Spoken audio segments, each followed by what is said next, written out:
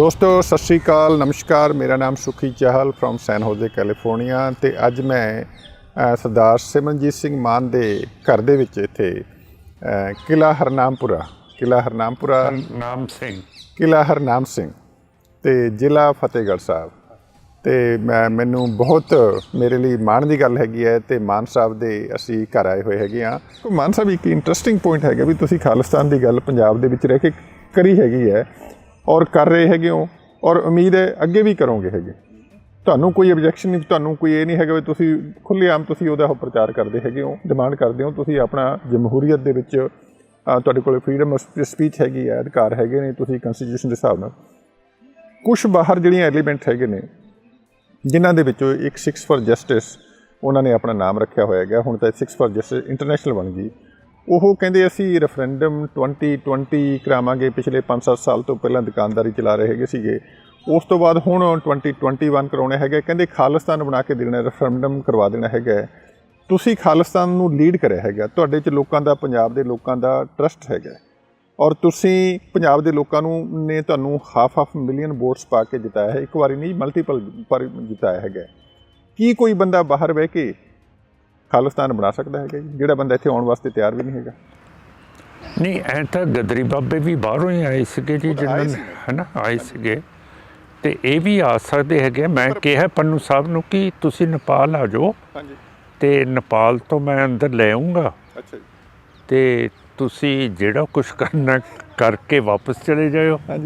ਪਰ ਹਾਂ, ਮੇਰਾ ਮਤਲਬ ਤੁਸੀਂ ਆ ਜਾਓ।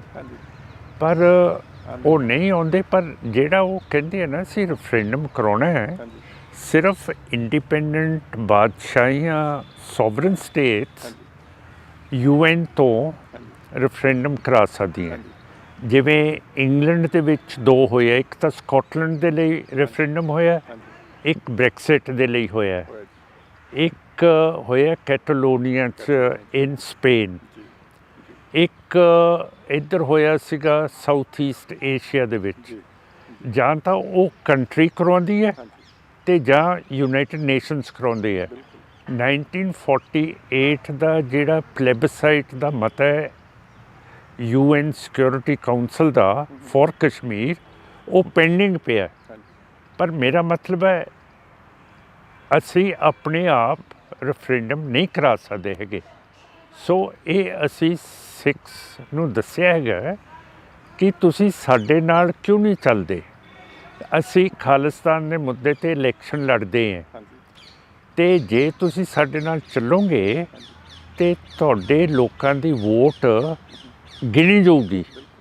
ਫਿਰ ਖਾਲਿਸਤਾਨ ਦੇ ਮੁੱਦੇ 'ਤੇ ਤਾਂ ਵੋਟਾਂ ਗਿਣੀਆਂ ਜਾਣਗੀਆਂ। ਬਿਲਕੁਲ, ਤੁਸੀਂ ਤਾਂ ਤੁਹਾਡੀ ਤਾਂ ਆਲਰੇਡੀ ਇੰਨਾ ਵੱਡਾ ਕੈਡਰ ਹੈਗਾ, ਉਹੀ ਰੈਫਰੈਂਡਮ ਦੇ ਵਿੱਚੋਂ ਤੁਸੀਂ ਵੋਟਾਂ ਯੂਜ਼ ਕਰੋ, ਉਹ ਰੈਫਰੈਂਡਮ ਬਣ ਜਾਊਗਾ ਤੁਹਾਡਾ। ਹਾਂਜੀ ਹਾਂ, ਪਰ ਤਾਂ ਵੀ ਨਹੀਂ ਮੰਨਦੇ ਜੀ। ਹੁਣ ਇਹ ਤਾਂ ਹੁਣ ਆਪਾਂ ਕੀ ਕਰ ਸਕਦੇ? ਨਹੀਂ, ਫਿਰ ਇੱਥੋਂ ਜਿਵੇਂ ਕੁਛ ਲੋਕ ਇਹ ਐਨਾਲਿਸਿਸ ਕਰਦੇ ਹੈਗੇ ਨੇ ਵੀ ਇਹ ਤਾਂ ਇੱਕ ਬਹੁਤ ਵੱਡਾ ਡਰਾਮਾ ਹੋ ਗਿਆ ਹੈਗਾ ਜਾਂ ਸਿੱਖ ਕੌਮ ਦੇ ਨਾਲ ਇੱਕ ਮਜ਼ਾਕ ਹੋ ਗਿਆ ਹੈਗਾ ਵੀ ਜਿਹੜੀ ਚੀਜ਼ ਦੀ ਰਿਐਲਿਟੀ ਨਹੀਂ ਹੈਗੀ, ਉਹਦਾ ਕੋਈ ਬੇਸ ਹੀ ਨਹੀਂ ਹੈਗਾ, ਉਹਦੀ ਲੀਗੈਲਿਟੀ ਨਹੀਂ ਹੈਗੀ, ਉਹਦੇ ਨਾਂ 'ਤੇ ਤੁਸੀਂ ਬਾਹਰ ਬੈਠ ਕੇ ਆਪਣਾ ਆਈਵਰੀ ਟਾਵਰ ਦੇ ਵਿੱਚ ਬੈਠ ਕੇ ਏਅਰ ਕੰਡੀਸ਼ਨ ਕਮਰਿਆਂ ਦੇ ਵਿੱਚ ਬੈਠ ਕੇ ਤੁਸੀਂ ਕਹੋ ਜੀ ਪੰਜਾਬ ਦੇ ਲੋਕਾਂ ਨੂੰ ਤੁਸੀਂ ਝੰਡਾ ਚੜਾ ਦਿਓ, ਤੁਸੀਂ ਅਰਦਾਸ ਕਰਾ ਦਿਓ, ਉਹਦੇ ਵੀ ਪੈਸੇ ਦੇ ਦਾਂਗੇ, ਤੁਹਾਨੂੰ ਆਈਫੋਨ ਦੇ ਦਾਂਗੇ, ਉਹਦੇ ਵੀ ਪੈਸੇ ਦੇ ਦਾਂਗੇ।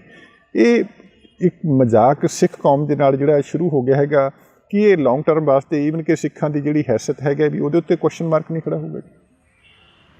ਇਹ ਤਾਂ ਉਹਨਾਂ ਨੂੰ ਸੋਚਣਾ ਚਾਹੀਦਾ ਜੀ। ਜਿਵੇਂ ਹੁਣ ਇੱਥੇ ਰਹਿ ਕੇ ਮੈਨੂੰ ਲੋਕ ਵੋਟ ਨਹੀਂ ਪਾਉਂਦੇ, ਤੁਸੀਂ ਮੈਨੂੰ ਪੁੱਛਦੇ ਹੋ ਅਤੇ ਫਿਰ ਮੈਂ ਤੁਹਾਨੂੰ ਪੁੱਛਦਾ, ਫਿਰ ਜੇ ਉਹ ਰੈਫਰੈਂਡਮ ਨਹੀਂ ਕਰਾ ਸਕਦੇ ਅਤੇ ਫਿਰ ਤੁਸੀਂ ਉਹਨਾਂ ਨੂੰ ਉੱਤੇ ਕਿਉਂ ਚੱਕਦੇ ਹੋ, ਕਿਉਂ ਉਹਨਾਂ ਨੂੰ ਫੰਡਸ ਦਿੰਦੇ ਹੋ, ਕਿਉਂ ਕਰਦੇ ਹੋ? ਇਹ ਤਾਂ ਤੁਸੀਂ ਸਵਾਲ ਸਾਨੂੰ ਦੱਸੋ ਨਾ। ਜਿਵੇਂ ਮੈਨੂੰ ਪੁੱਛਿਆ ਮੈਂ ਤਾਂ ਤੁਹਾਡਾ ਜਵਾਬ ਦੇ ਤਾ ਕਿ ਮੈਨੂੰ ਵੋਟ ਨਹੀਂ ਪੈਂਦੀ, ਪਰ ਇਹ ਮੈਂ ਫਰੀਡਮ ਹੈ ਮੇਰੇ ਲਈ। ਮੈਂ ਜਿਹੜੇ ਬੰਦੇ ਨਹੀਂ ਮੈਨੂੰ ਵੋਟ ਪਾਉਂਦੇ ਉਹ ਮੈਨੂੰ ਪ੍ਰੋਟੈਕਟ ਕਰਦੇ, ਉਹ ਮੇਰੀ ਹਿਫਾਜ਼ਤ ਕਰਦੇ ਆ। ਅਜੀਬ ਗੱਲ ਨਹੀਂ ਹੈ? ਅਤੇ ਫਿਰ ਜੇ ਅਮਰੀਕਾ ਕੈਨੇਡਾ 'ਚ ਇਹ ਔਰਗਨਾਈਜੇਸ਼ਨ ਹੈਗੀ ਹੈ, ਫਿਰ ਇਹ ਤਾਂ ਤੁਹਾਨੂੰ ਅਮਰੀਕਨਸ ਨੂੰ ਸੋਚਣਾ ਪਊਗਾ ਕਿ ਤੁਸੀਂ ਉਹਨਾਂ ਨੂੰ ਕਿਉਂ ਸਪੋਰਟ ਕਰਦੇ ਹੋ।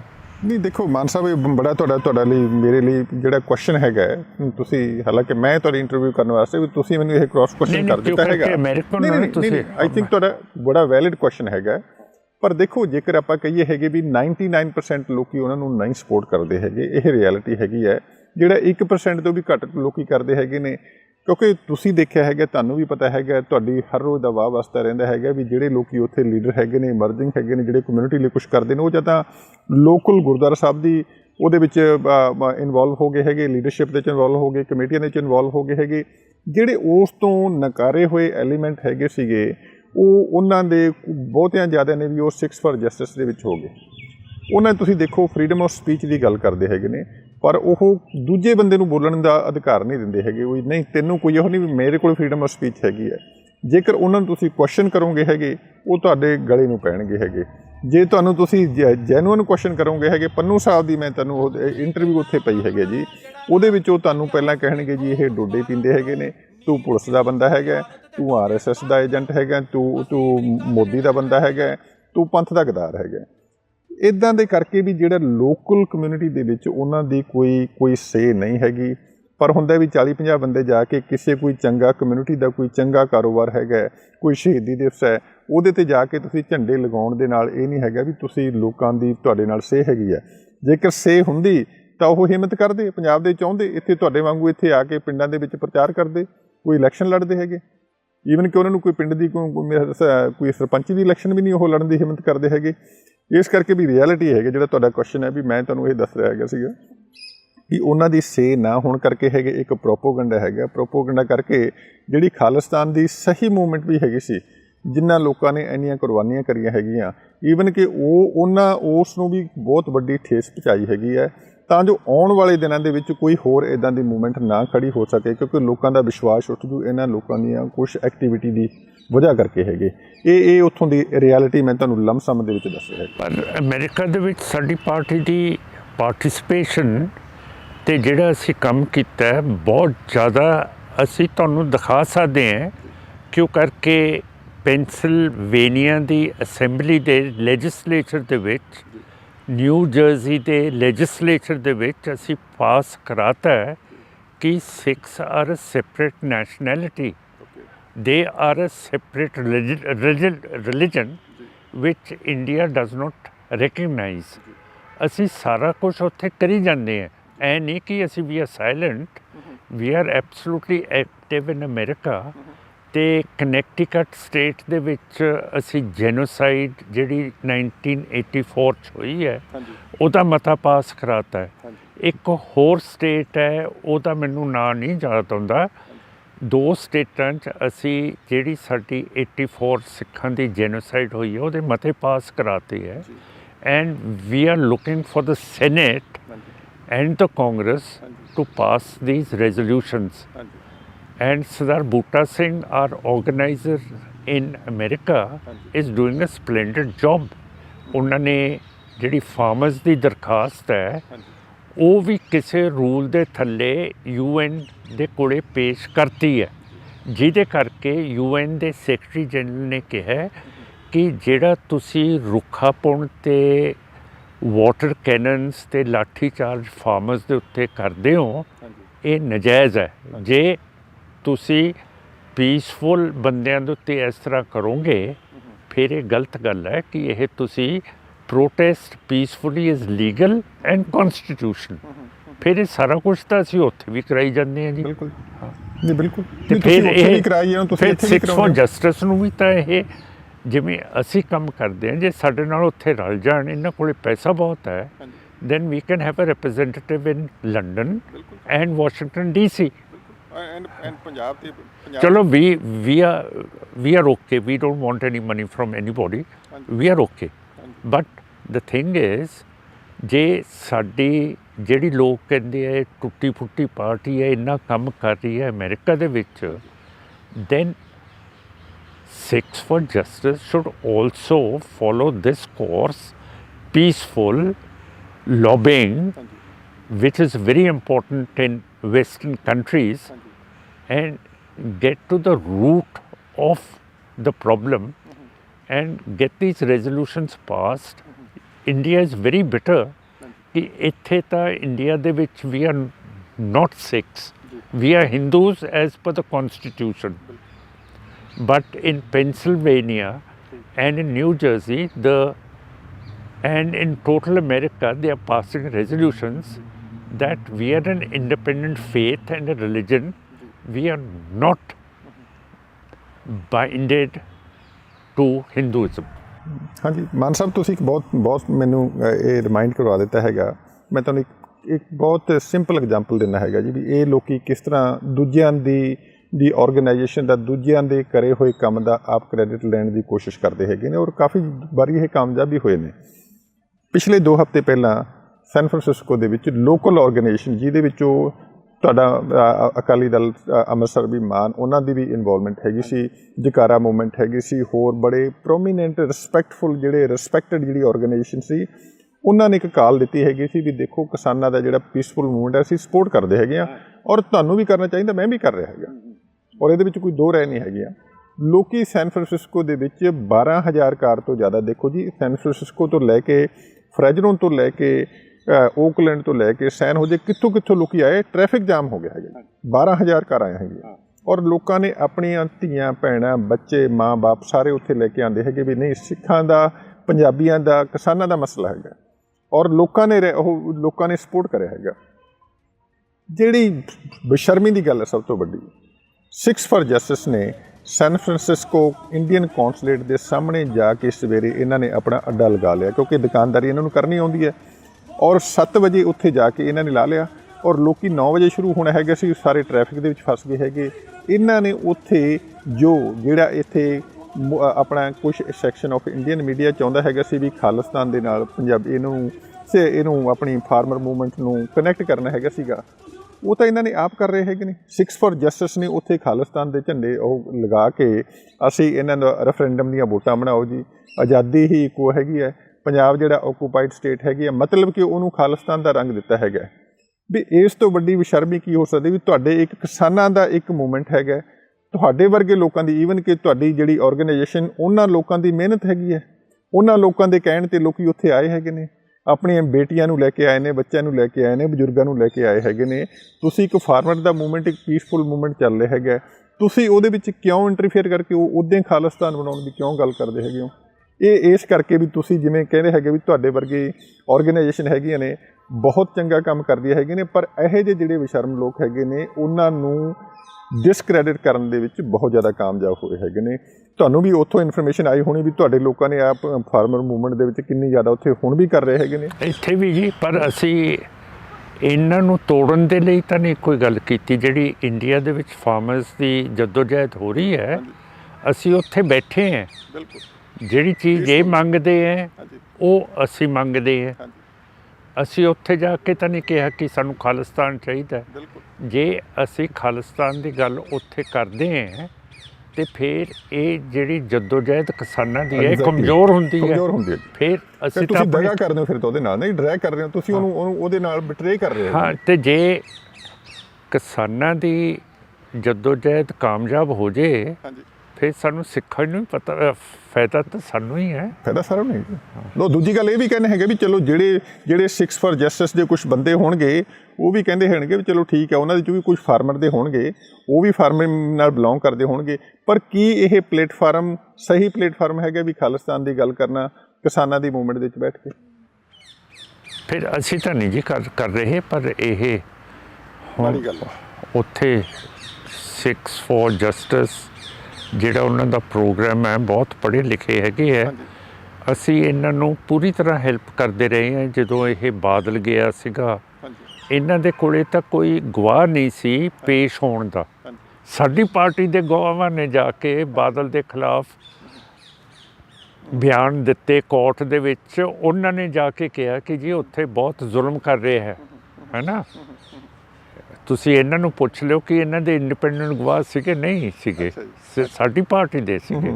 ਮੈਨੂੰ ਤੁਸੀਂ ਕਰ ਰਹੇ ਹੈਗੇ। ਇੱਕ ਤਾਂ ਕੈਲੀਫੋਰਨੀਆ ਦਾ ਜਗਜੀਤ ਸਿੰਘ ਸੀਗਾ, ਇੱਕ ਸਦਾਰਨੀ ਸਾਹਿਬ ਸੀ ਅਲਵਰਕ ਸਾਹਿਬ ਦੇ ਘਰੋਂ, ਤੇ ਤੀਜੇ ਦਾ ਮੈਨੂੰ ਨਹੀਂ ਯਾਦ ਹੈਗਾ। 3 ਵਿਟਨੈਸ ਸੀਗੇ, ਉਹ ਸਾਡੀ ਪਾਰਟੀ ਦੇ ਸੀਗੇ। ਹਾਂ। ਉਹ ਦੂਜੀ ਗੱਲ ਪਰ ਦੇ don't give us credit, that's the trouble. Problem ਉਹੀ ਹੈ ਜੀ। ਹੁਣ ਦੇਖੋ ਕਿਸੇ ਦਾ ਕਰਾਇਆ ਹੋਇਆ ਜਿਹੜਾ ਕੰਮ ਹੈਗਾ ਉਹਦਾ ਇਹ ਕ੍ਰੈਡਿਟ ਲੈਣ ਦੇ ਵਿੱਚ Sikhs for justice Khalistan the movement ਦੇ ਦਾਰ ਥੱਲੇ ਹਮੇਸ਼ਾ ਆਪਣੀਆਂ ਰੋਟੀਆਂ ਇਹ ਤਲਣ ਦੀ ਕੋਸ਼ਿਸ਼ ਕਰਦੇ ਹੈਗੇ ਨੇ, ਦੁਕਾਨਦਾਰੀ ਚਲਾਉਂਦੇ ਨੇ। ਔਰ ਸੈਕੰਡ ਐਗਜ਼ਾਮਪਲ ਮੈਂ ਤੁਹਾਨੂੰ ਵਾਸ਼ਿੰਗਟਨ DC ਦੀ 1.5 ਹਫ਼ਤਾ ਪਹਿਲਾਂ ਦੇ ਦਿੰਦਾ ਹੈਗਾ ਜੀ। ਉੱਥੇ ਜਿਹੜਾ ਇਹਨਾਂ ਦਾ ਲੋਕਾਂ ਦਾ ਪ੍ਰੋਟੈਸਟ ਹੈਗਾ ਸੀ ਉਹਨੂੰ ਫਿਰ ਹਾਈਜੈਕ ਕਰਕੇ ਉੱਥੇ ਮਹਾਤਮਾ ਗਾਂਧੀ ਦਾ ਬੁੱਤ ਲੱਗਿਆ ਹੈਗਾ ਸੀ, ਉਹ ਬੁੱਤ ਦੀ ਭੰਨ ਤੋੜ ਕਰਨ ਦੀ ਜਾਂ ਉਹਨੂੰ ਕਿਸੇ ਉਹਦੇ ਨਾਲ ਛੇੜਛਾੜ ਕਰਨੀ, ਉਹ ਵੀ ਤਾਂ ਇੱਕ ਬਹੁਤ ਗਲਤ ਗੱਲ ਹੈ ਨਹੀਂ। ਤੁਸੀਂ ਉਹ ਕੋਈ ਮੁੱਦਾ ਹੀ ਨਹੀਂ ਹੈਗਾ। ਔਰ ਤੁਹਾਨੂੰ ਪਤਾ ਹੋਣਾ ਚਾਹੀਦਾ ਹੈ ਜਿਹੜਾ ਅੰਬੈਸੀ ਦਾ ਜਿਹੜਾ ਅੰਬੈਸਡਰ ਹੈਗਾ ਉੱਥੇ ਜਿਹੜਾ ਅੰਬੈਸਡਰ ਹੈਗਾ ਉਹ ਤਰਨਜੀਤ ਸਿੰਘ ਸੰਧੂ ਹੈਗਾ ਜੀ। ਤਰਨਜੀਤ ਸਿੰਘ ਸੰਧੂ ਵੀ ਤਾਂ ਤੇਜਾ ਸਿੰਘ ਸਮੁੰਦਰੀ ਦਾ ਗ੍ਰੈਂਡਸਨ ਹੈਗਾ ਜੀ। ਉਹਨਾਂ ਦੇ ਵਿੱਚ ਜਦੋਂ ਤੁਸੀਂ ਉਹ ਦੇਖਦੇ ਹੋਣਗੇ ਵੀ ਦੇਖੋ ਸਾਡੇ ਜਿਹੜੇ ਆ 4 ਟੋਟਰੂ ਤੁਰੇ ਫਿਰਦੇ ਹੈਗੇ ਨੇ, ਉਹਨਾਂ ਦੀ ਵਜ੍ਹਾ ਕਰਕੇ ਸਾਰੇ ਸਿੱਖਾਂ ਦੇ ਉੱਤੇ ਕਿੰਨੀ ਲੋਕਾਂ ਦਾ ਕੁਐਸਚਨ ਮਾਰਕ ਹੋਏਗਾ। ਇਹ ਮਾੜੀ ਗੱਲ ਹੈ ਨਾ ਜੀ। ਬੁੱਤ ਤਾਂ ਚਹਿਲ ਸਾਹਿਬ ਐਤਕੀ ਅਮਰੀਕਾ ਦੇ ਵਿੱਚ ਬਹੁਤ ਤੋੜੇ ਹੈਗੇ ਨੇ, ਦੁਨੀਆ ਭਰ ਦੇ ਤੋੜੇ ਹੈਗੇ ਹਾਂਜੀ। ਨਾਟ ਓਨਲੀ ਅਮਰੀਕਾ, ਇਵਨ ਕਿ ਇੰਗਲੈਂਡ ਤੋਂ ਜ਼ਿਆਦਾ ਸ਼ੁਰੂ ਹੋਏ। ਇੰਗਲੈਂਡ ਦੇ ਵਿੱਚ ਵੀ ਤੋੜੇ ਹੈ ਹਾਂਜੀ, ਤੇ ਅਮਰੀਕਾ ਦੇ ਵਿੱਚ ਵੀ ਤੋੜੇ ਹੈ, ਤੇ ਗਾਂਧੀ ਸਾਹਿਬ ਦਾ ਬੁੱਤ ਘਾਨਾ ਦੇ ਵਿੱਚ ਵੀ ਤੋੜਿਆ ਹੈ ਕਿ ਉਹ ਅੰਗਰੇਜ਼ਾਂ ਨੂੰ ਪਸੰਦ ਕਰਦੇ ਸੀਗੇ ਤੇ ਕਾਲੇ ਜਿਹੜੇ ਬਲੈਕਸ ਹੈ ਉਹਨਾਂ ਤੋਂ ਨਫ਼ਰਤ ਕਰਦੇ ਸੀਗੇ। ਤੇ ਇਹ ਤਾਂ ਜਿਹੜੇ ਬਲੈਕਸ ਨੇ ਉਹ ਵੀ ਤੋੜ ਸਕਦੇ ਹੈ, ਤੇ ਤੁਸੀਂ ਕਿਹਾ ਕਿ ਸਿੱਖਸ ਫॉर ਜਸਟਿਸ ਨੇ ਤੋੜਿਆ, ਇਹ ਤਾਂ ਮੈਨੂੰ ਨਹੀਂ ਗਿਆਨ ਨਹੀਂ ਉਹਦਾ। ਹਾਂਜੀ, ਉਹਨਾਂ ਛੇੜਛਾੜ ਕਰੀ ਹੈਗੀ ਆ, ਪਰ ਚਲੋ ਜੋ ਉਹਨਾਂ ਨੂੰ ਉਸ ਚੀਜ਼ ਦੇ ਨਾਲ ਇਤਰਾਜ਼ ਹੈਗਾ, timing was not the right, the cause was not right, ਜੋ ਜਿਹੜਾ ਇਵੈਂਟ ਹੈਗਾ ਸੀ that was the not the right. ਚਲੋ ਮਾਨ ਸਾਹਿਬ ਤੁਸੀਂ ਸਾਨੂੰ ਬਹੁਤ ਟਾਈਮ ਦਿੱਤਾ ਹੈਗਾ, ਬਹੁਤ ਸੋਹਣਾ ਤੁਹਾਡੇ ਘਰੇ ਤੁਸੀਂ ਮਹਿਮਾਨ ਨਵਾਜ਼ੀ ਕਰੀ ਹੈਗੀ, ਔਰ ਤੁਹਾਡੀ ਦੂਰਦ੍ਰਿਸ਼ਟੀ ਔਰ ਤੁਹਾਡਾ ਜਿਹੜਾ ਇੰਟੈਲੈਕਚੁਅਲ ਲੈਵਲ ਦਾ ਮੈਨੂੰ ਸਾਹਮਣੇ ਬੈਠ ਕੇ ਮੈਨੂੰ ਬਹੁਤ ਖੁਸ਼ੀ ਦੀ ਹੁੰਦੀ ਹੈਗੀ ਹੈ ਵੀ ਤੁਹਾਡੇ ਨਾਲ ਅੱਜ ਮੈਂ ਬੈਠ ਕੇ ਗੱਲਬਾਤ ਕਰਨ ਦਾ ਮੌਕਾ ਮਿਲਿਆ। ਔਰ ਅਖੀਰ ਦੇ ਵਿੱਚ ਕਨਕਲੂਜਨ ਦੇ ਵਿੱਚ ਤੁਸੀਂ ਪੰਜਾਬੀਆਂ ਨੂੰ, ਸਿੱਖਾਂ ਨੂੰ, ਜਿਹੜੇ ਸਪੈਸ਼ਲੀ ਡਾਇਸਪੋਰਾ ਦੇ ਵਿੱਚ ਬੈਠੇ ਹੈਗੇ ਨੇ, ਉਹਨਾਂ ਨੂੰ ਕੀ ਸੁਨੇਹਾ ਦੇਣਾ ਚਾਹੁੰਦੇ ਹੋ? ਔਰ ਨਾਲ ਦੀ ਨਾਲ ਜਿਹੜਾ ਯੰਗ ਜਨਰੇਸ਼ਨ ਹੈਗੀ ਹੈ, ਜਿਹੜੇ ਬੱਚੇ ਆਪਣੇ 84 ਵੇਲੇ ਪੈਦਾ ਨਹੀਂ ਹੋਏ ਸੀ, 93 ਵੇਲੇ ਵੀ ਪੈਦਾ ਨਹੀਂ ਹੋਏ ਹੈਗੇ ਸੀਗੇ, ਉਹਨਾਂ ਦੇ ਵਾਸਤੇ ਵੀ ਇੱਕ ਸੈਪਰੇਟ ਮੈਸੇਜ ਪਲੀਜ਼ ਤੁਸੀਂ ਡਾਇਸਪੋਰਾ ਦੇ ਨਾਲ ਸਾਂਝੀ ਕਰੋ। ਮੈਂ ਤਾਂ ਚਹਿਲ ਸਾਹਿਬ ਇਹੀ ਕਹਿਣਾ ਚਾਹੁੰਦਾ ਕਿ ਜਿਹੜੇ ਜੂਜ਼ ਨੇ ਉਹ ਸਾਰੇ ਮੁਲਕਾਂ ਦੇ ਵਿੱਚ ਫੈਲੇ ਹੋਏ ਹੈ, ਤੇ ਨਿਊਯਾਰਕ ਸਿਟੀ ਦੇ ਵਿੱਚ ਜੂਜ਼ ਇਜ਼ਰਾਈਲ ਤੋਂ ਵੀ ਜ਼ਿਆਦਾ ਹੈਗੇ ਆ। ਜਦੋਂ ਉਹ ਸਾਰੇ ਸਪੋਰਟ ਕਰਦੇ ਹੈ ਇਜ਼ਰਾਈਲ ਨੂੰ, ਤੇ ਜਿੰਨਾ ਵੀ ਸਾਡਾ ਡਾਇਸਪੋਰਾ ਸਿੱਖਾਂ ਦਾ ਉਸ ਨੂੰ ਖਾਲਿਸਤਾਨ ਦੇ ਲਈ ਅਮਨ ਪਸੰਦ ਤਰੀਕੇ ਦੇ ਨਾਲ ਖੜੇ ਹੋਣਾ ਚਾਹੀਦਾ ਹੈ। ਤੇ ਸਾਰੇ MPs, ਸੈਨੇਟਰਸ, ਕਾਂਗਰਸਮੈਨ, ਜਿਹੜੇ ਵੀ ਤੁਹਾਡੇ ਡੈਮੋਕ੍ਰੈਟਿਕ ਮੈਂਬਰਸ ਹੈਗੇ ਹੈ, ਉਹਨਾਂ ਨੂੰ ਅਪਰੋਚ ਕਰਕੇ ਮਤੇ ਪਾਸ ਕਰਾਉਣੇ ਚਾਹੀਦੇ ਹੈ ਸੈਨੇਟ ਦੇ ਵਿੱਚ, ਬ੍ਰਿਟਿਸ਼ ਪਾਰਲੀਮੈਂਟ ਦੇ ਵਿੱਚ। ਜਿਵੇਂ ਬ੍ਰਿਟਿਸ਼ ਪਾਰਲੀਮੈਂਟ ਨੇ 1928 ਦੇ ਵਿੱਚ ਜੂਸ ਦੇ ਲਈ ਮਤਾ ਪਾਸ ਕਰਤਾ ਸੀਗਾ, ਇਸੇ ਤਰ੍ਹਾਂ ਮੈਂ ਚਾਹੁੰਦਾ ਕਿ ਵਾਸ਼ਿੰਗਟਨ ਬੈਠਣ ਸਾਰੇ ਜਿਹੜੇ ਜ਼ਿੰਮੇਵਾਰ ਹੈਗੇ ਹੈ, ਲੰਡਨ 'ਚ ਬੈਠਣ ਤੇ ਇਹ ਮਤਾ ਪਾਸ ਕਰਾਉਣ ਕਿ Sikhs are a separate nation and a separate religion, and they must have a separate state which will be a buffer between 3 inimical states: Islamic Pakistan, Hindu India and Communist China. All 3 are armed with deadly nuclear weapons, and if they come to blows, the Sikh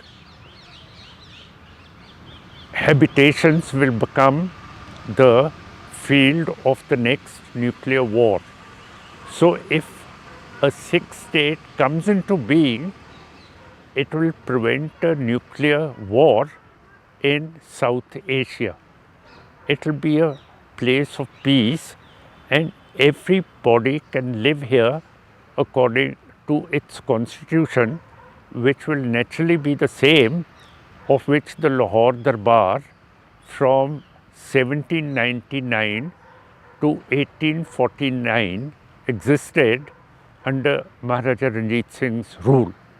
So I think it would be a good idea for all Sikhs to call for an independent state, and the Sikhs for Justice must tell us how the referendum will take place, because 6 for Justice have said that 2020 we will have a referendum. Now, today is the 14th of December, and this year is dying now. In another 16 days, 2020 is going to die.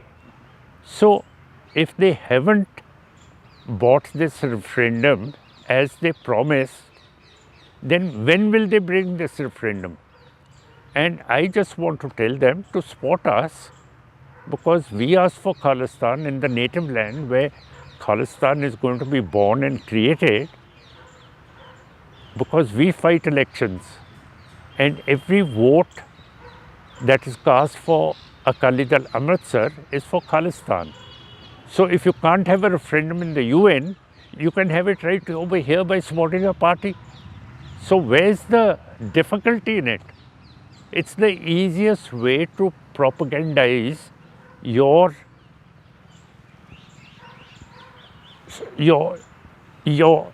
desire, your manifesto to support us.